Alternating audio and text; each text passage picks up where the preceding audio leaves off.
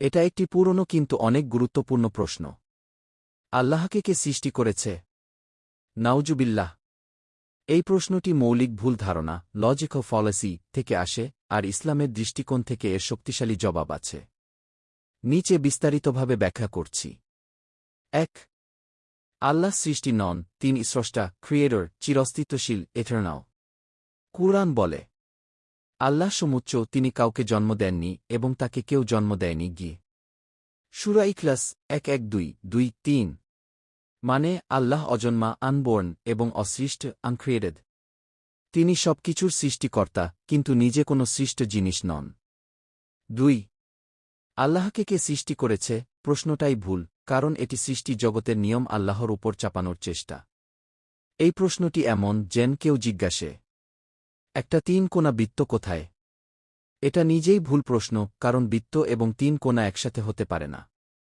তেমনি আল্লাহ হলেন সেই সত্তা যিনি অসীম, সৃষ্টিকারী, চিরন্তন, সব কিছুর আগে ছিলেন। তাকে কি কে সৃষ্টি করেছে? বলতে গেলে আপনি তাকে সৃষ্ট জিনিসের কাতারে নামিয়ে আনলেন, যা তৌহিদের বিরুদ্ধে।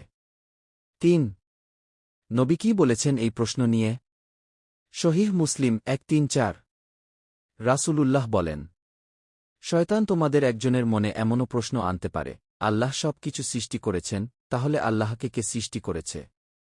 তারপর তিনি বলেন, যখন কেউ এই অবস্থায় পড়ে সে যেন বলেক আউজুবিল্লাহি মিনাশ শাইতানির রাজিম এবং মনে এমন চিন্তা আসলে থেমে যাক গু। অর্থাৎ এই প্রশ্ন শয়তানের ওয়াসওয়াসা, যাতে মানুষ দ্বিধায় পড়ে। ৪. যুক্তিবাদী লজিক্যাল দৃষ্টিকোণ থেকে উত্তর। কল্পনা করুন, যদি প্রতিটি সৃষ্টির জন্য আরেক স্রষ্টা দরকার হয়, তাহলে আল্লাহকে কে সৃষ্টি করেছে? তাকে কে সৃষ্টি করেছে? তার স্রষ্টাকে কে সৃষ্টি করেছে? এভাবে চিরন্তন এক অসীম শৃঙ্খলা হবে, যা অসম্ভব এবং কোনো কিছু অস্তিত্বে আসবে না। একে বলে ইনফিনাইট রিগ্রেস প্রবলেম, যেটা যুক্তিগত অসম্ভবতা। তাই কোনো কিছুর শুরু হতেই হয় একজন চিরন্তন, অসৃষ্ট সত্তার মাধ্যমে, এবং তিনিই আল্লাহ। সংক্ষেপে উত্তর। প্রশ্ন উত্তর। আল্লাহকে কে সৃষ্টি করেছে? কেউ না। আল্লাহ সৃষ্টি নন, তিনি চিরন্তন। প্রশ্নটি বৈধ কি? না, প্রশ্নের ধরনই ভুল। ইসলামে এই প্রশ্নের কি জবাব আছে? আছে, কুরআন, হাদিস ও যুক্তি দিয়ে। প্রশ্নকারী কি শয়তানের ওয়াসওয়াসায় পড়েছে? রাসূল তাই বলেছেন। শেষ কথা, আল্লাহ তাআলা সব কিছুর স্রষ্টা, কিন্তু তিনি নিজে সৃষ্টি নন। তিনি চিরন্তন, অসীম, সর্বজ্ঞানী এবং অদৃশ্য জগতের অধিপতি। এ প্রশ্ন করে যারা, তারা স্রষ্টা ও সৃষ্টির মাঝে পার্থক্য বুঝতে ব্যর্থ হয়।